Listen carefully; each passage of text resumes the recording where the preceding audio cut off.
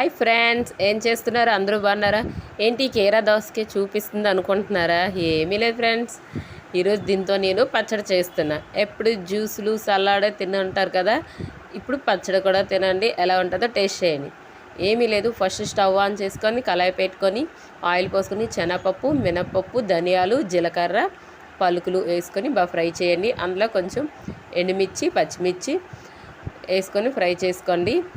అవన్నీ మిక్సీ జార్లోకి తీసాక ఇప్పుడు మనం ఈ కీరా దోసకాయ ముక్కలు కూడా చిన్న చిన్న పీసులుగా కట్ చేసుకొని అవి కూడా ఈ కళాయిలో వేసుకొని బాగా మగ్గనివ్వండి. ప్లేట్ మూత పెట్టుకొని అవి కొంచెం మగ్గిపోయిన తర్వాత ఇందులో చింతపండు వేసుకోండి, కొంచెం పసుపు కూడా వేసుకోండి.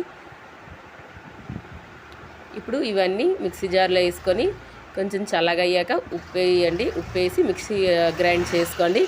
మళ్ళీ తాలింపు కోసం ప్యాన్ పెట్టుకోండి.